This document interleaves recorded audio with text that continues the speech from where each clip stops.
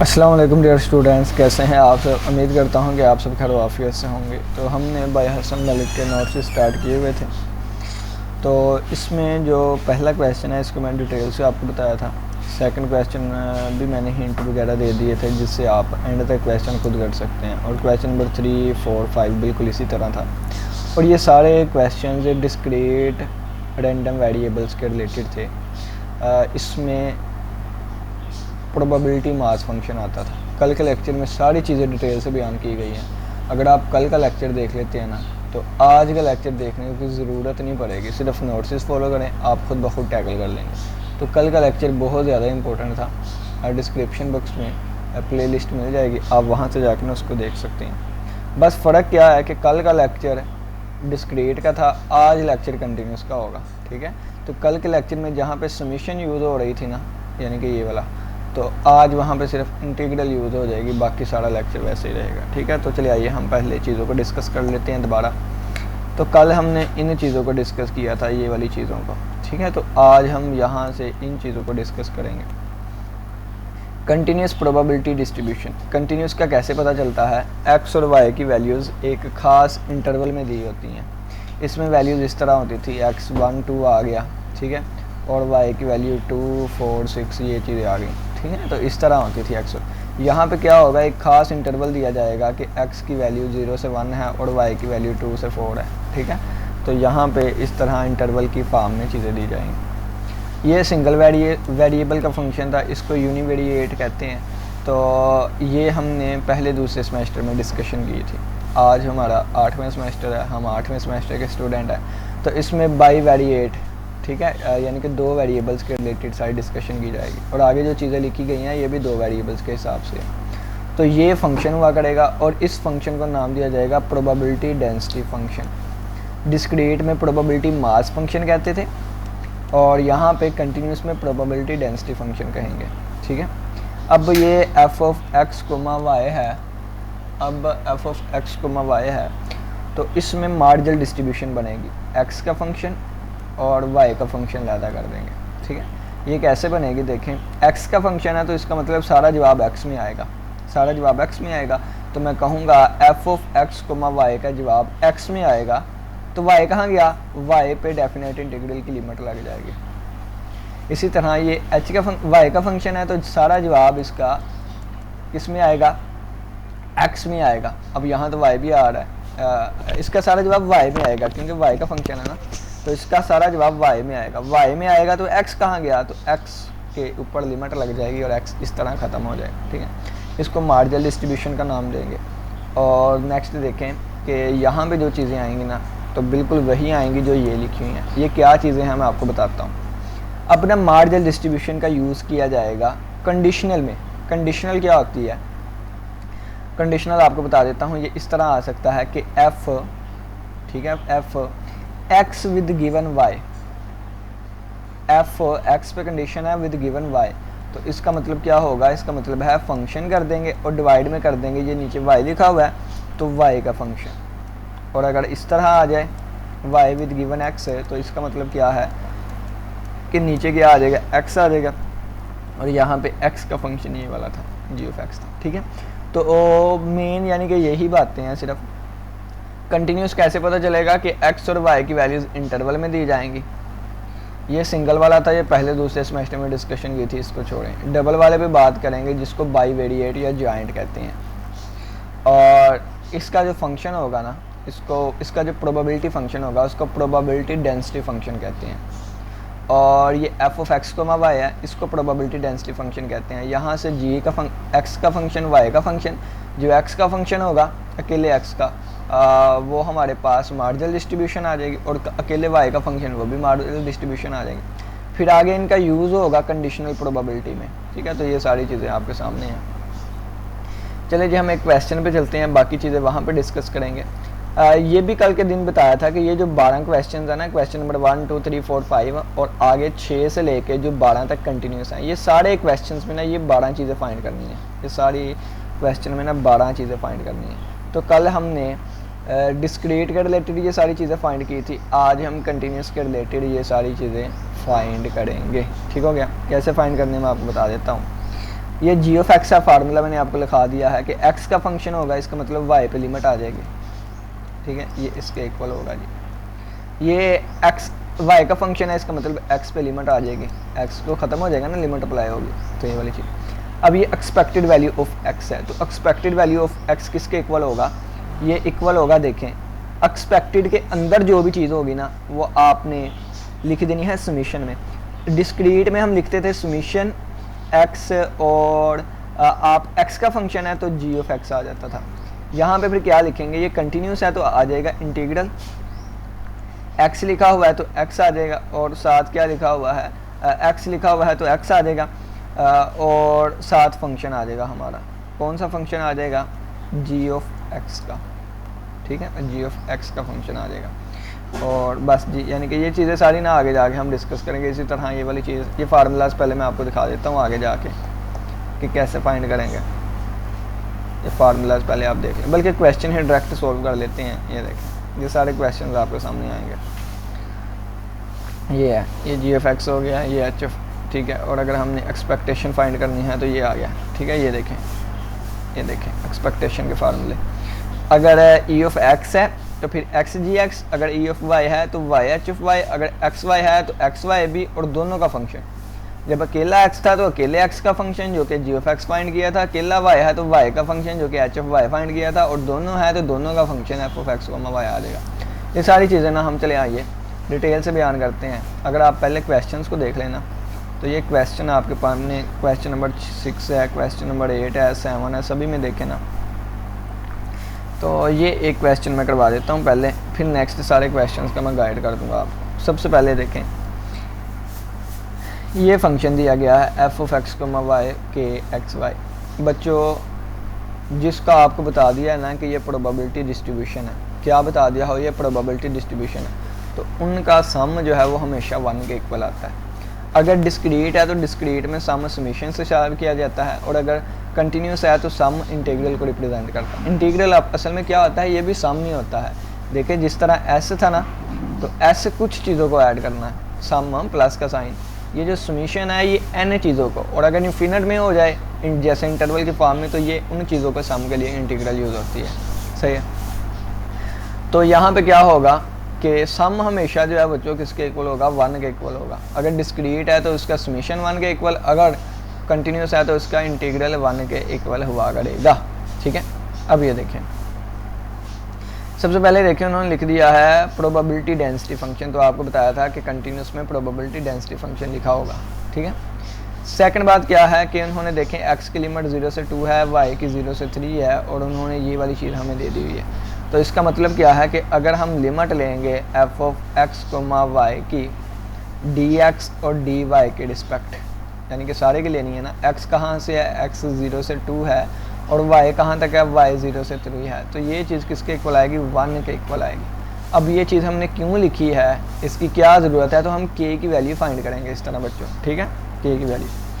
तो f of x comma y किसके equal है बच्चों, तो f of x comma y ये हमें दिया गया है के एक्स वाई के इक्वल है, तो इंटीग्रल 0 से 3, इंटीग्रल 0 से 2, और यहाँ पे आ गया के एक्स वाई और डी एक्स और d y is equal to 1। बच्चों ये ना एक डेफिनेट इंटीग्रल है, यानी कि इसमें लिमिट्स दी गई हैं। दूसरी ये डबल इंटीग्रल है, 2 इंटीग्रल आ रही हैं, और बच्चों इसमें इंटीग्रल की जो लिमिट्स है ना ये कांस्टेंट है। जब इंटीग्रल की लिमिट्स कांस्टेंट हो तो जिसको मर्जी पहले इंटीग्रेट कर दें, आप एक्स के रिस्पेक्ट वाई के रिस्पेक्ट डायरेक्ट ही कर दें इंटीग्रेट, क्योंकि लिमिट्स कांस्टेंट है। अगर लिमिट में कोई वेरिएबल आता हो तो फिर इसके लिए डिपेंड करता है कि हमने किसको पहले एवेलुएट करना है, लेकिन यहाँ पे कोई भी वेरिएबल नहीं आ रहा, कहाँ, लिमिट्स में, तो जिसको मर्जी पहले हल कर लें। तो डायरेक्ट दोनों को हल करते हैं, एक्स की इंटीग्रेशन एक्स के रिस्पेक्ट एक्स स्क्वायर बाय 2, और वाई की इंटीग्रेशन वाई के रिस्पेक्ट वाई स्क्वायर बाय 2, और ये आ जाएगा 1, और लिमिट अप्लाई हो जाएगी। एक्स की लिमिट क्या अप्लाई होगी, एक्स की लिमिट अप्लाई हो जाएगी 0 से 2, और वाई की लिमिट अप्लाई हो जाएगी 0 से 3। तो ये आ जाएगा के, इसका 2 बाहर आ गया, इसका 2 बाहर आ गया, तो ये 4 बाहर आ गया, एक्स स्क्वायर, तो upper limit minus lower limit, ये एक्स की फॉर्म में आ गया, और वाई की upper limit minus lower limit, तो ये चीज़ आ गई, ठीक है। 0 का स्क्वायर तो 0 ही होता है ना, तो ये आ गया के ओवर 4, ये 2 बार 4, 3 बार 9, और ये 4 4 से कैंसिल, तो ये आ जाएगा 9k इज इक्वल टू 1 और k की कीमत 1/9 आ जाएगी। तो ये हमारे पास क्या चीज़ बन जाएगा, f of x comma y बन जाएगा बच्चों 1/9xy या xy/9 बन जाएगा। ठीक है, ये चीज़ आ गई। अब बच्चों देखिए सेकंड क्वेश्चन में k नहीं दिया गया तो बिल्कुल इस फॉर्म का बन गया। यहाँ पे k दिया गया है, k की कीमत कैसे फाइंड करनी है बता दिया है। k दिया गया है, k की कीमत कैसे फाइंड करनी है बता दिया है। यहाँ पे k नहीं दिया गया तो यानी कि k की कीमत ऑलरेडी उन्होंने निकाल के पुट की हुई है। यहाँ पे k दिया हुआ है तो k की कीमत आप लोग फाइंड कर लेंगे। ठीक है, तो यहाँ पे k नहीं दिया गया तो इसका मतलब क्या है कि यही बात कि k की कीमत फाइंड नहीं करनी पड़ेगी। ठीक है, तो ये सारे क्वेश्चन एक तरह के ये है, मैं एक क्वेश्चन को लेके चलूँगा। अच्छा, अब ये k की कीमत फाइंड कर लिए, ये हमें यहाँ पे बताया भी हुआ था, यानी कि ये देखिए find the value of k। अब हम क्या करेंगे इस क्वेश्चन के लिए कि f of x comma y किसके इक्वल है, एक्स वाई ओवर 9 के इक्वल है। तो इस क्वेश्चन के लिए ये सारी चीज़ें हम फाइंड करने लगे हैं। ठीक है, सारी चीज़ें। सबसे पहले देखें तो जी ऑफ एक्स इसके इक्वल था।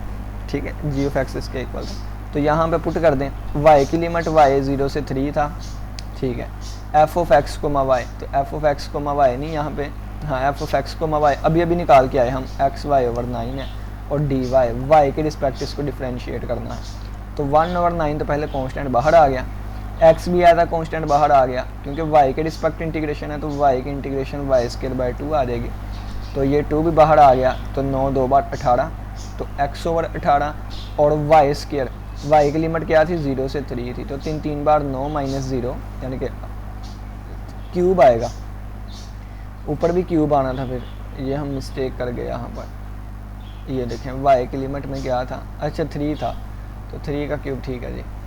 यहाँ पे भी 3 का स्क्वायर 9 माइनस 0 हो जाएगा, तो ये बन जाएगा 9 1 बार 9 9 2 बार 18, तो ये x/2 आ जाएगा। तो ये g ऑफ x कितना आ गया, x/2 जी, मार्जिनल डिस्ट्रीब्यूशन आ गया। अब h ऑफ y पे चलते हैं, यानी कि ये एक y का फंक्शन होगा, ये फार्मूला है इसका। तो ये आ जाएगा h ऑफ y किसके इक्वल आ जाएगा, इंटीग्रल x, और यहाँ पे फंक्शन आ जाएगा xy ओवर 9, लिमिट x की आ जाएगी 0 से 2 तक और dx आ जाएगा। y ओवर 9 है तो कॉन्स्टेंट बाहर निकल आया, x की इंटीग्रेशन x² 2 और लिमिट अप्लाई हो गई 0 से 2। ये बच्चों बन गया y ओवर 9 2 बार 18 और x² यानी कि 2 का स्क्वायर माइनस 0 का स्क्वायर, तो 2 बार 4 हो गया, 4 1 बार 4 4 2 बार 8, तो ये आ गया y/2 आ गया। ठीक है, तो ये आ गया हमारे पास h ऑफ y, यानी कि ये 2 पार्ट हमने कवर कर लिए हैं। आगे जाके सोल्यूशन भी दिखाता हूँ। अब ये नेक्स्ट चीज़ें जो है ना हम सोल्यूशन से आपको दिखाऊँगा, तो पहले मैं जाके ना आपको क्वेश्चंस दिखा देता हूँ। ठीक है, तो ये चले जी, ये क्वेश्चन आ गया है जी, ये देखें ये क्वेश्चन आ गया है। सबसे पहले ये था, लिमिट ये थी। सबसे पहले हमने k की वैल्यू फाइंड करनी थी। हम जानते हैं ये चीज़ 1 के इक्वल होगी, टोटल प्रोबेबिलिटी 1 के इक्वल होती है, उनका सम करें ना। ठीक है, तो ये आ गए हमारे पास 1 इज इक्वल टू, ये सारी चीज़ रख के उन्होंने k की वैल्यू 1/9 फाइंड कर लिया, और ये 1/9 k की यहाँ पे पुट वैल्यू करेंगे तो ये xy/9 बन जाएगा। फिर g ऑफ x को किस तरह फाइंड करना मैंने आपको बता दिया है, ये भी हमने x/2 निकाल लिया था। और h ऑफ y जो है ना, h ऑफ y ये इन्होंने थोड़ा सा यानी कि गलत कर दिया शायद, तो y/9 9 2 बार 18 हो जाएगा बच्चों, 18 हो जाएगा, और x का स्क्वायर यानी कि 2 का स्क्वायर और माइनस आ जाएगा 0, तो ये आ जाएगा y/8, 2 का स्क्वायर 4 होता है ना, तो 4 2 बार 8, तो ये y/2 आना था, y/2 आना था। ये वो 2 कहाँ से ले आए हैं, ये यहाँ पे 2 कैसे आ गया, तो ये थोड़ी सी मिस्टेक है। ठीक है, तो आप इसको ना दुरुस्त कर लीजिएगा। चलें जी आगे जाके बाकी देखते हैं। अब ना इसको चेक करेंगे कि क्या इनका सम भी 1 के इक्वल आता है कि नहीं। अगर तो इसका सम 1 के इक्वल आ जाए तो इसे प्रॉपर पीडीएफ का नाम दिया जाता है, यानी कि प्रॉपर प्रोबेबिलिटी डेंसिटी फंक्शन। ठीक है, प्रॉपर पीडीएफ का नाम, जैसा नोट्स पे लिखा है मैं वो चीज़ बता रहा हूँ, गलती के चांसेस भी हो सकते हैं यहाँ पर। ठीक है, क्योंकि ये अथेंटिक बुक नहीं है, और लेकिन इतनी भी गलती नहीं है, पेपर में तकरीबन ठीक कर दिया जाएगा। इतनी जो है स्ट्रिक्ट मार्किंग नहीं होती पेपर में, वो सिर्फ कंसेप्ट या थोड़ा मैथमेटिकली चीज़ देखी जाती है और आगे बढ़ा जाता है, क्योंकि 20 नंबर का क्वेश्चन होता है, छोटी मोटी गलती नहीं यहाँ पे फिर देखी जाती है। ठीक है, कैलकुलेशन की बस कोई गलती ना हो, प्लस की जगह माइनस ना हो, माइनस की जगह प्लस ना हो, ये चीज़ें। लेकिन थियोरेटिकली कोई मिस्टेक थोड़ी बहुत हो ना तो उसको इग्नोर करते हैं, क्योंकि ये बाय हसन मलिक के नोट्स हैं। बहुत अच्छा उन्होंने चीज़ों को बयान किया गया है, लेकिन फिर भी इंसान है, हर एक से गलती होती है। अथेंटिक बुक्स में ना गलती के चांसेस कम होते हैं, क्योंकि उन्होंने बहुत से ना प्रोफेसर्स वगैरह ने देखा होता है, उनके स्टूडेंट्स वगैरह पढ़ते हैं बुक्स वगैरह, फिर जो गलती हो तो वो अपने बताते भी हैं कि सर जी इसमें ये मिस्टेक है, कि नेक्स्ट एडिशन ले आएँ कि इसमें ये मिस्टेक ठीक कर दीजिएगा। तो यानी कि वो बुक्स में ये हिसाब हो जाता है ना, फिर गलती के बहुत कम चांसेस होते हैं। जैसे थॉमस कैलकुलस के 13 एडिशन निकल आए हैं, कैसे निकले हैं? इम्प्रूवमेंट करते हैं, एडिशन निकाल देते हैं, इम्प्रूवमेंट करते हैं, एडिशन। तो ये नोट्स अगर देखें ना तो हैंड रिटन है, और इसको यानी कि क्या पता ठीक ही हो चीज़, मैं इतना लेक्चर दे रहा हूँ, यानी कि वो ठीक ही, यानी कि जो चीज़, यानी कि चलिए जी आगे बढ़ते हैं। देखिए अब चेक करना क्या होता है, 0 से 2 जी ऑफ एक्स डी एक्स 1 के इक्वल होना चाहिए। तो ये जी एक्स हमारे पास किसके इक्वल था, आया था x/2 के आया था। तो 0 से 2 x/2 डी एक्स 1 के इक्वल आना चाहिए। तो ये 1/2 बाहर आ गया, x की इंटीग्रेशन x² होगी, और upper limit minus lower limit put करके देखेंगे तो ये 1/4 बन गया। Upper limit minus lower limit put करूँगा, 2 का स्क्वायर 4 और -0, तो यह 4 से कैंसिल हो जाएगा, तो आंसर 1 ही आ जाएगा। इसमें पुट करके देखते हैं कि क्या ये भी ठीक आएगा कि नहीं। तो इसमें जो हमारा आंसर निकला था वो था y/2 निकला था हमारा इसमें भी, ठीक है। तो इसमें करके देख लेते हैं, y/2 और इंटीग्रल की लिमिट y की आ जाएगी और dy आ जाएगा और = 1 आ जाएगा, ठीक है। अब देखें इसमें 1/2 तो बाहर आ गया, ठीक है। तो ये बन गया y³ और y² बनेगा ना, क्योंकि y की इंटीग्रेशन करनी है, y² और ये लिमिट आ जाएगी। और इसमें हम देखेंगे कि ये आ गया 1/2 और ये 2 बार 4 1/4 और ये आ गया 3 का स्क्वायर 9 -0, तो ये फुली सेटिस्फाइड नहीं बैठ रहा, तो ये फिर इम्प्रॉपर PDF फाइल बन जाएगी, PDF बन जाएगी। लेकिन ये नहीं मुझे समझ आ रही कि यहाँ पे इन्होंने कैसे,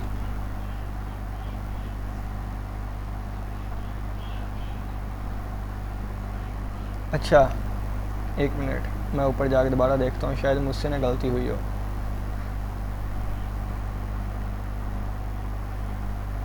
सही है, अच्छा, बटे के नीचे 9 था, तो मैं कैसे काट सकता हूँ, क्योंकि बटे के नीचे तो सही है। देखा, मुझसे गलती हुई है, आपको बताता हूँ। यहाँ पर y/9 2 बार 18 हो गया, मैं 8 समझ रहा था उसको, ये 2 का स्क्वायर 4 हो जाएगा, तो 2 बार 4 2 9 बार 8, तो ये 2 9 बार 18, तो ये 2y/9 आएगा, ठीक है। 2y/9 ही आएगा, 2y/9 आएगा, ठीक है। तो ये बिल्कुल ठीक कहा था, लेकिन वैसे वो जो बड़ी सी बात बता रहा था, मैंने इसके लिए बता रहा था कि इसको PDF ही कहते हैं ना। हाँ बिल्कुल PDF ही कहते हैं, क्योंकि ये एक फंक्शन है ना, फंक्शन है, x का फंक्शन है, ठीक है। तो जो फंक्शन होता है उसको फंक्शन ही कहते हैं। तो ये कौन सा फंक्शन होगा, PDF, प्रोबेबिलिटी डेंसिटी फंक्शन, और ये प्रॉपर है क्योंकि इसका आंसर 1 आ रहा है, ठीक है।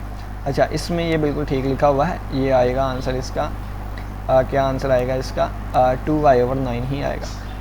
तो यहाँ पे अब 2y/9 रखेंगे, ठीक है, 2y/9 रखेंगे, और ये आ जाएगा dy, और y की लिमिट लग जाए, इसको 1 के इक्वल प्रूव करेंगे, तो 2/9 बाहर आ गया, और y की y² आ गया, और ये तो ये आ जाएगा 2/9। अपर लिमिट पुट करूँगा, ये तो ख़त्म हो गया। अब ये बल्कि ये 2 नीचे आके 2 से कैंसिल हो जाएगा, ठीक है। तो ये 1/9 अपर लिमिट पुट करूँगा, तो क्या बन जाएगा, 3 का स्क्वायर 9 -0, तो 9 से कैंसिल होके किसके इक्वल आ गया, 1 के ही इक्वल आ गया, ठीक। ये भी साबित हो गया प्रॉपर PDF। चलिए जी आगे बढ़ते हैं। एक्सपेक्टेशन ऑफ x का फार्मूला क्या होगा बच्चों, ये x है ना, तो एक्सपेक्टेशन ऑफ x किसके इक्वल होगा, आपने क्या लिखना है, x है तो x लिख देंगे, और साथ है x का फंक्शन g ऑफ x था, और इस पे लिमिट किसकी लगेगी, आगे x की सारी चीज़ें हैं तो x के हिसाब से। एक्सपेक्टेशन ऑफ y का फार्मूला बच्चों क्या होगा, देखें तो y है, तो y आ गया, y का फंक्शन h ऑफ y था, और इंटीग्रल लग जाएगी किसकी, y की लिमिट 0 से 3, और ये y के रिस्पेक्ट इंटीग्रेशन। अब देखें आगे क्या आ जाएगा, आगे एक्स वाई आ जाएगा, तो इसमें क्या हो जाएगा, दोनों वेरिएबल एक्स वाई हो जाएंगे, और वो फंक्शन लगाएंगे जो कि दोनों एक्स और वाई में था, तो वो एफ वाला था, और लिमिट दोनों की डबल इंटीग्रल में लग जाएगी, ठीक है, डी एक्स डी वाई, और ये वाली चीज़ें आ गई। इसको आप इंटीग्रेट कर देंगे इजीली, ठीक है। जी ऑफ एक्स की वैल्यू x/2 थी, 2 बाहर चला गया, ये x² बन गया, x² की इंटीग्रेशन x³ 3 हो जाएगी, लिमिट लग जाएगी, ये एक्सपेक्टेड वैल्यू ऑफ x आ जाएगा। यहाँ पर देखें तो ये y h of y y वैसे ही आ गया, H of Y 2/9 Y 2y/9 था तो 2/9 बाहर चला गया वाई, यहाँ पे आ गया वाई स्क्वायर की इंटीग्रेशन y³ होती है, ये upper limit minus lower limit, ये आंसर आ गया। अब यहाँ पर देखें तो ये x और y आ गए। मैं आपको ये करके दिखाता हूँ।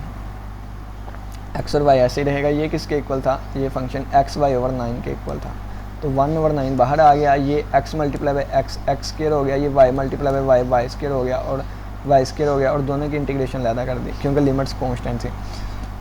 इसकी इंटीग्रेशन y³/3, इसकी इंटीग्रेशन x³/3, इसकी इंटीग्रेशन y³/3, लिमिट्स लग गई, upper limit minus lower limit करेंगे तो सोल्यूशन के बाद ये आंसर आ जाएगा। ठीक है, या आप इसको ही कह लें कि इसको आपस में मल्टीप्लाई करेंगे ना 4/3 और 2 को, तो हम किससे मल्टीप्लाई कर देंगे 1/9 से, तो ये कितना बन जाएगा, ये बन जाएगा 4 2 बार 8, बल्कि नहीं क्योंकि यहाँ पे साथ ये चीज़ अभी तो मल्टीप्लाई हो रही थी ना, ये नहीं होगा। ठीक है, यानी कि यही आएगा, यानी कि ये इसमें लिमिट्स को वैल्यूएट करके ना आपने आंसर निकाल लेना है। ठीक है, 9 3 बार 27 हो गया, upper limit minus lower limit पर करने का तो 2 10 के 4 हो गया। ठीक है, ऊपर 4 आ गया, नीचे 27 आ गया, यहाँ पे 9 बटा आ जाएगा, 9/3 3 बार 9, और 1 मिनट में आपको वैल्यूएट करके देता हूँ, यहाँ पे वैल्यूएट कर लेते हैं। 1/9 ये आ गया x के क्यूब का स्क्वायर, तो ये 8 बन जाएगा। x के क्यूब का स्क्वायर नहीं, यहाँ पे 2 वैल्यू आ जाएगी ना अपर लिमिट, तो 2 का क्यूब कितना हो जाएगा, 2 का क्यूब हो जाएगा 8। ठीक है, 2 का क्यूब 8 ही होता है, और ये बटे में आ गया 3, और लोअर लिमिट 0 पुट करूँगा तो वो चीज़ ऐसी आ गई। यहाँ पे 3 पुट कर दूँगा तो 3 का क्यूब 27 बटा कितना आ जाएगा 3 आ जाएगा, तो ये अगर देखें 9 3 बार 27, 3 3 से कैंसिल, तो 8/3 जवाब आ जाएगा। ठीक है, अच्छा अब ये एक पार्ट है कि e of x comma y को अगर e of x e of y ये लेफ्ट राइट के इक्वल आ जाए ना अगर, तो हम इसको कहते हैं ये इंडिपेंडेंट है। ठीक है, तो पहले राइट हैंड साइड ली गई, राइट हैंड साइड में एक्सपेक्टेड वैल्यू ऑफ एक्स की कीमत 4/3 आई, एक्सपेक्टेड वैल्यू ऑफ वाई की कीमत 2 आई, तो 4/3 × 2, तो ये ऊपर 4 2 बार 8/3, ये चीज़ थी जो मैं रिलेट कर रहा था, तो 8/3 आ गई। तो लेफ्ट हैंड साइड ये चीज़ क्या थी, ये भी 8/3 थी, देखें ये भी 8/3 है, इन दोनों का प्रोडक्ट भी 8/3 बन रहा है, left and right hand side के इक्वल है, इसका मतलब ये इंडिपेंडेंट है, यानी कि इनको आपस में इक्वल लिखा जा सकता है अलग-अलग करके, तो इंडिपेंडेंट हो गए। अब चलें जी इस पे चलते हैं, ये लिखा हुआ है कि x विद गिवन 2, तो इसका मतलब क्या है कि ये y की वैल्यू 2 होगी। ठीक है, y की वैल्यू 2 होगी। पहले हम जनरल फार्मूला देख लेते हैं कि इसके लिए फार्मूला ये है, इसके लिए फार्मूला क्या है, इसके लिए फार्मूला ये होता है कि f of x, y over h of y। ठीक है, तो y की जगह पे 2 पुट कर दें क्योंकि इसको फाइंड करना चाहते हैं, तो यहाँ y की जगह 2, यहाँ पे 2 आ जाएगा। अब ये देखें, अब क्या हो गया, f ऑफ x, y तो हमें पता है मेन फंक्शन में xy/9 था, जब y की जगह 2 पुट करेंगे तो यहाँ पे भी y की जगह 2 आ जाएगा, तो ये बन जाएगा 2x/9 बन जाएगा ना, यानी कि x/9 और ये सारा 2, तो ये 2/9x बन जाएगा। ठीक है, अब क्या करेंगे, h ऑफ y हमें गिवन है, h ऑफ y क्या है, h ऑफ y ऊपर हम फाइंड करके आए हैं, ये है, ये क्या है h ऑफ y, ये लिखा हुआ है h of y। h of y हमारे पास था 2y/9, जब मैं y की जगह 2 पुट करूँगा तो h ऑफ 2 की कीमत बन जाएगी 2 मल्टीप्लाई बाई 2/9, यानी कि ये 4/9 बन जाएगी। तो h ऑफ 2 की कीमत 4/9, तो h ऑफ 2 की कीमत कितनी बन गई 4/9। अब इसकी कीमत ये 2/9x ओवर इसकी कीमत 4/9, 9 9 से कैंसिल, 2 1 बार 2 2 बार 4, तो x/2 जवाब आ जाएगा। ठीक है, इसी तरह ये अब आप खुद कर सकते हैं। इसके लिए पहले ना ये एक्सपेक्टेड वैल्यू ऑफ अब x नहीं लिखा गया, x/2 लिखा हो गया। ठीक है, तो अब देखें वेरिएबल एक दफ़ा ही आता है, वेरिएबल एक ही दफ़ा आता है। अब ये x/2 लिखा, x विद गिवन 2 लिखा हुआ है, तो फंक्शन इसके लिए ये यूज़ होगा। ठीक है, तो ये x का x आ गया, और इसकी जगह पे क्या आएगा 1/2x, तो 1/2 बाहर आ गया, और ये x आ गया, ये x² बन गया। x² की इंटीग्रेशन x³/3 होती है, अपर लिमिट पुट करूँगा तो 2 का क्यूब 8/3, तो 1/2 ये, और इसका 8/3, और माइनस लोअर लिमिट 0 हो जाएगी, तो ये कितना बन जाएगी 8/2 1 बार 2 2 4/8 हो जाएगा ना, वो ये तो 0 ख़त्म हो गया ना, तो ये 4/3 आंसर आ जाएगा। ठीक है, अच्छा अब इसको देखें तो ये चीज़ क्या लिखी हुई है, ये चीज़ मैं आपको बताता हूँ। आपको पता है कि f of f of y with given x किसके इक्वल होता है, f of x comma y over आ जाएगा जी ऑफ एक्स, ठीक है, इसके इक्वल होता है। अगर x की जगह 1 पुट कर दें तो ये क्या बन जाएगा, ये चीज़ बन जाएगी, x की जगह 1 आ गया, x की जगह 1 और x की जगह 1 आ गया। अब ये देखें f of x comma y किसके इक्वल था, एक्स वाई ओवर 9 के इक्वल था। अगर मैं x की जगह 1 पुट कर दूँ तो ये क्या चीज़ आ जाएगी, 1 मल्टीप्लाई बाय वाई, तो y ओवर 9 आ जाएगा। तो ये आ गया y ओवर 9, इसकी कीमत डायरेक्टली लिखी है ऊपर, ठीक है, इसकी जगह पे y ओवर 9 आ गया। अब g ऑफ 1 किसके इक्वल आएगा, तो अगर आप देखें ना ऊपर जाके तो g ऑफ x इक्वल था x/2 के, तो g ऑफ 1 किसके इक्वल आ जाएगा 1/2 के, तो g ऑफ 1 इक्वल आ गया 1/2 के। तो ये y ओवर ये कितना बन जाएगा, y ये दो ऊपर जाके ना मल्टीप्लाई हो जाएगा, ठीक है। एक मिनट बैक क्यों नहीं जा रहा, चलो जी ऊपर जाके 2 मल्टीप्लाई हो गया तो बन गया 2y ओवर 9, ठीक है। तो ये साडा रिक्वायर्ड आंसर है। हुन expected value of y with given है, तो y आ गया तो फंक्शन इसका इस हिसाब से लग जाएगा, ठीक है, with given y with given 1, ये y की लिमिट लग गई और y की जगह y आ गया, इसकी जगह पे क्या आएगी, ये वाली चीज़ आ जाएगी जो भी फाइंड करके हैं 2y ओवर 9, 2 ओवर 9 बाहर कॉन्स्टेंट y, यहाँ पे आ गया y क्यूब की इंटीग्रेशन, ये y स्क्वायर की इंटीग्रेशन y क्यूब बाई 3, तो ये बन जाएगा 2 ओवर 9 है। अब इसकी लिमिट तो लगा दें, यहाँ पे 0 से 3 है, तो 3 का क्यूब 27/3 और माइनस लोअर लिमिट 0 है तो वो 0 ही हो जाएगा सारा। तो ये देखें अगर आप 9 एक बार 9, 9 3 बार 27 और 3 एक बार 3 तो बाकी सिर्फ 2 बच गया, तो ये 2 आ गया आंसर, ये आंसर है। तो ये हमारे पास हमारा क्वेश्चन जो है ना वो कम्प्लीट हुआ। अब चलते हैं हम नेक्स्ट, ये पूरा क्वेश्चन यानी कि तमाम चीज़ें हमने जो है ना इसकी मैक्सिमम फाइंड कर ली हुई हैं। अब ये क्वेश्चन नंबर 6 हमने किया था, 7 में k की वैल्यू है ही नहीं तो फाइंड ही नहीं करनी पड़ेगी, डायरेक्ट फंक्शन दिया गया, सारी कीमतें आप फाइंड करेंगे। क्वेश्चन नंबर 8, 9, 10 सारे इसी तरह है। अब आपका होमवर्क क्या है कि मैं आपको ये नहीं कहता कि सारे करें, आप लोग के पास टाइम शॉर्ट होगा पहले ही, मैं तो वीडियो लेक्चर्स बना रहा हूँ ना, तो बच्चे लेक्चर्स भी नहीं बनाते और कहते हैं कि टाइम शॉर्ट है, और क्योंकि जिस चीज़ को आप जितना कम समझेंगे वो उतना कम होता जाएगा, ठीक है। तो टाइम आप लोग के पास बहुत है, लेकिन फिर भी अगर कहते हैं आप लोग के नहीं हमारे पास कम ही है टाइम, तो आप क्या करें, ये सारे क्वेश्चन ही सोल्व करने हैं आपने, सिर्फ ये एक क्वेश्चन 8वें वाला सोल्व कर लें, आगे सोल्यूशन मौजूद है, मैं आपको सोल्यूशन दिखा देता हूँ। आपने ये क्वेश्चन ज़ुबान नहीं करना है, आप ज़ुबान नहीं करके ना मैच करके देखेंगे आपके आंसर ठीक आते हैं कि नहीं, ठीक है। ये क्यों आपको कहा है, क्योंकि आप आंसर भी मैच कर सकते हैं कि जवाब ठीक आए कि नहीं, ठीक है। तो अगर जवाब नहीं ठीक आता तो किसी ना किसी कैलकुलेशन की मिस्टेक हुई होगी, क्योंकि कंसेप्ट तो क्लियर हो गए हैं ना, फार्मूलाज यूज़ करने हैं, तो अपनी कैलकुलेशन की प्रैक्टिस करें। तो ये क्वेश्चन है, मैं आपको थोड़ा सा ऊपर से समझा देता हूँ। ये फंक्शन है, k की वैल्यू फाइंड करेंगे, उसके लिए डबल इंटीग्रल लगा के 1 के इक्वल पुट कर देंगे। ये डायरेक्टली इसकी इंटीग्रेशन नहीं होगी तो x square plus y square plus 2xy का फार्मूला ओपन हो जाएगा। पहले एक के रिस्पेक्ट इंटीग्रेशन, दूसरे के रिस्पेक्ट इंटीग्रेशन, इक्वेशन बन जाएगी इक्वल टू 1 है, तो k की वैल्यू 1/40 आ जाएगी। ये कीमत यहाँ पे पुट कर देंगे तो x plus y whole square बटा 40 आ जाएगा, ये वाली चीज़।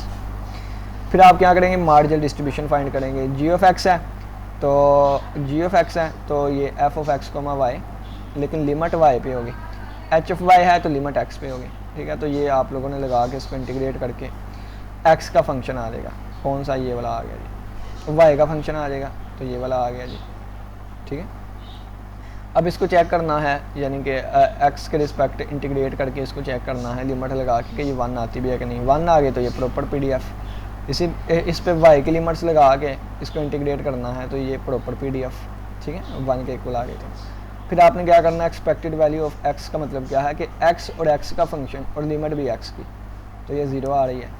और एक्सपेक्टेड वैल्यू ऑफ y का मतलब क्या होगा, y और h ऑफ y और y का ही फंक्शन, तो ये भी 0 आ रहा है, ठीक है। और ये एक्सपेक्टेड वैल्यू ऑफ xy मतलब कि xy मल्टीप्लाई होगा दोनों का फंक्शन, तो f ऑफ xy, इसको लगा के इंटीग्रेट करके 24 आंसर आ रहा है। अब इंडिपेंडेंट देखने के लिए बात करना है कि ये इसका प्रोडक्ट इसके इक्वल है कि, यानी कि ये इसके प्रोडक्ट के इक्वल है कि नहीं, तो इन दोनों का प्रोडक्ट करें तो 0 आएगा, और 0 कभी भी 24 के बराबर नहीं होता, तो ये इंडिपेंडेंट है, क्योंकि इनको अलग अलग नहीं किया जा सकता, ये आपस में नॉट इक्वल टू आ गए हैं, ठीक है।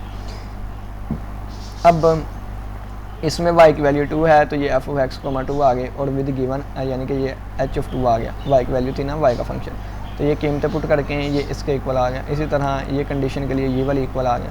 अगर इस पर की एक्सपेक्टेड वैल्यू फाइंड करनी है तो x मल्टीप्लाई बाई ये फंक्शन, और इसकी एक्सपेक्टेड वैल्यू फाइंड करनी है तो y multiply by this function, integrate करेंगे वो आप लोग का जवाब आ जाएगा। ये सारा आप लोगों ने अब खुद करना है, तो यहाँ पर आके ये चीज़ हमारी हो गई कम्प्लीटेड। तो ये 12 क्वेश्चन जो है ना, आप अब इनमें से हर एक क्वेश्चन को ना अच्छे तरीके से कर सकते हैं, कंसेप्ट आपके पास मैक्सिमम है। तो नेक्स्ट हमारे पास ये इस तरह के कुछ क्वेश्चंस आएंगे, तो इसको हम इंशाल्लाह नेक्स्ट लेक्चर में डिस्कस करेंगे। यहाँ तक किसी बच्चे का कोई भी क्वेश्चन है लाजमी पूछेगा। इन चीज़ों के रिलेटेड पास्ट पेपर में बहुत से क्वेश्चंस आए हुए हैं, तो ये आप लाजमी करें। अगर कोई क्वेश्चन आ गया तो आपके नंबर्स पक्के हो जाएंगे। इसी के साथ इजाज़त है, अपना बहुत सा ख्याल रखिएगा। इंशाल्लाह फिर मुलाकात होगी एक नई लेक्चर के साथ। तब तक के लिए इजाज़त दें। अल्लाह हाफिज़, अल्लाह के मेहरबान।